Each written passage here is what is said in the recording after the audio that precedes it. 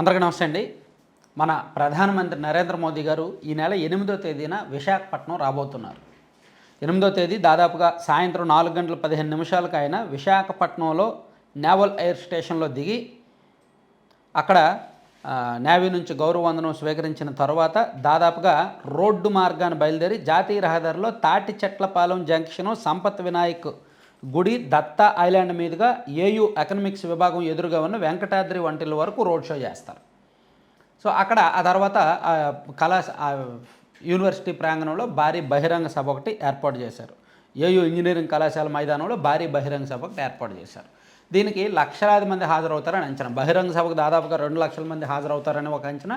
అలాగే రోడ్ షోలో దారి పొడవునా దాదాపుగా 1 గంట పాటు నిర్వహించబోయే రోడ్ షోలో ఒక 60,000 మంది పాల్గొంటారని ఒక అంచనా. సో మంచిదే, ప్రధానమంత్రి స్థాయిలో నరేంద్ర మోదీ గారు విశాఖపట్నానికి వస్తున్నారు. అందులోకి ఆయన చేపట్టబోయే కార్యక్రమాలు 2 కూడా ప్రెస్టీజియస్. ఒకటి విశాఖపట్నం రైల్వే జోన్కు శంకుస్థాపన.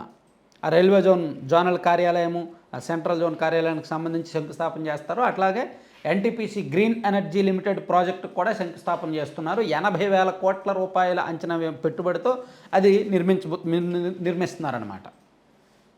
అయితే ఇక్కడ నరేంద్ర మోదీ గారు విశాఖపట్నం వస్తున్నారంటే నాకు తెలిసినంతవరకు దేశంలో బాగా వెనుకబడిన ప్రాంతాల్లో జిల్లాల్లో ఉత్తరాంధ్ర జిల్లాలు కూడా ఉన్నాయి.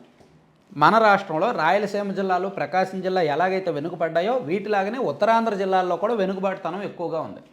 ఉత్తరాంధ్ర ప్రాంతం నుంచి దాదాపుగా 2 లక్షల మంది వలసల్లో హైదరాబాదు, చెన్నై, బెంగళూరు, ఎక్కువగా హైదరాబాదు ఆ ప్రాంతంలో జీవిస్తూ ఉన్నారన్నమాట. ఎక్కువగా వలసలు ఉన్నాయి.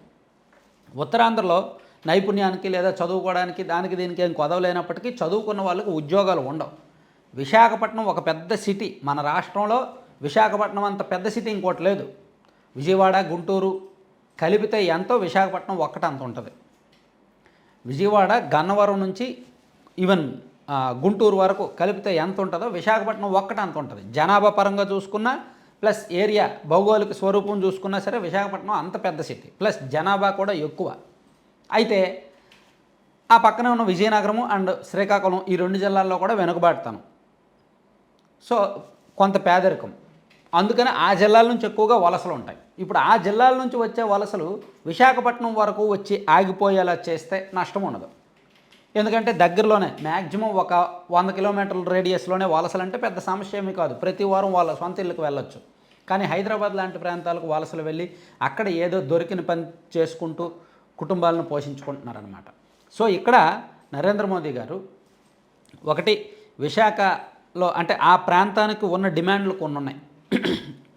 నిజానికి అక్కడ విశాఖ స్టీల్ ప్లాంట్ వాళ్ళకి 3 నెలల నుంచి జీతాలు లేవంట.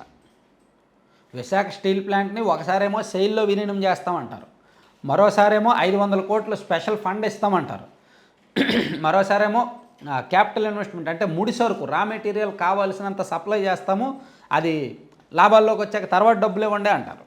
ఇలా రకరకాల ప్రపోజల్స్ చెప్తారు, రకరకాల లీకేజీలు ఇస్తున్నారు. ఒకసారి కేంద్ర మంత్రి గారు కుమారస్వామి గారు వచ్చి ముడి సరుకు అక్కడ ఉంది కదా వాడుకోండి, అది అయిన తర్వాత డబ్బులు అంటే వాళ్ళకు తోచిన హామీలు ఇస్తున్నారండి. వాళ్ళకి తోచిన హామీలు ఇస్తున్నారు, కానీ ఏది కూడా కార్యరూపం దాల్చట్లా, ఏది కూడా అమల్లోకి రావట్లా. అక్కడ పనిచేస్తున్న వేలాది మంది కార్మికులకు 3 నెలల నుంచి జీతాలు లేవు. అసలు అంతర్జాతీయంగా ఖ్యాతిగాంచిన విశాఖ ఉక్కు కర్మాగారంలో పనిచేసే వాళ్ళకి జీతాలు లేవంటే అర్థం ఏంటి? వాళ్ళని పొమ్మన లేక పొగబెడుతున్నారా?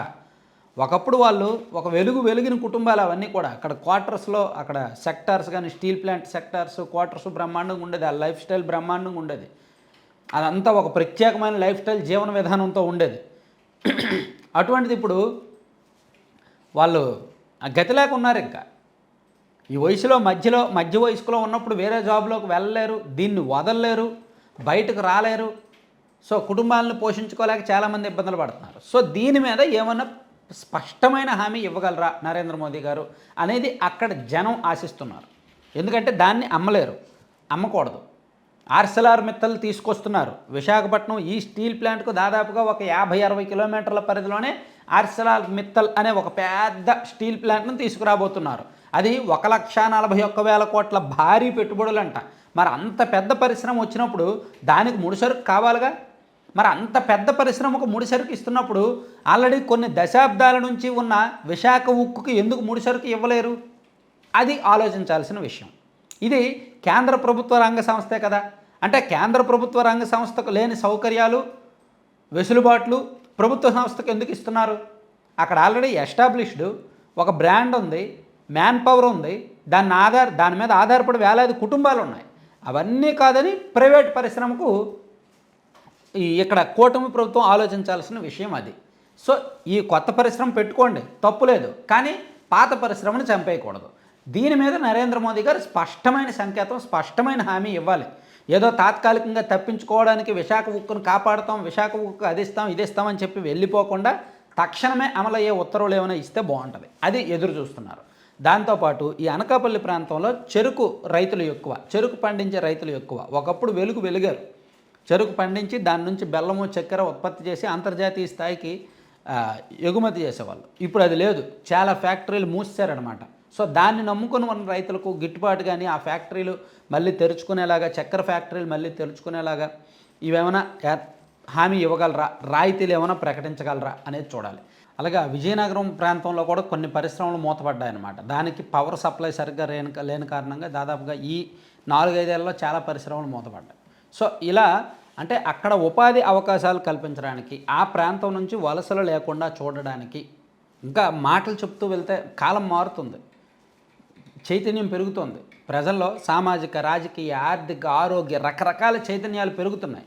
సో ఇప్పుడు ఇలాంటప్పుడు ఏదో వచ్చామా, మాటలు చెప్పామా, వెళ్ళిపోయామా అనేటట్టు కాకుండా ఆ ప్రాంత సమస్యల మీద పూర్తి స్థాయిలో అధ్యయనం చేసి ఒక ప్రధానమంత్రి హోదాలో, ఒక ముఖ్యమంత్రి హోదాలో ఏమైనా స్పష్టమైన హామీలు ఇచ్చి పక్కా అమలు చేయడానికి ఒక కార్యాచరణ ప్రకటించగలరా?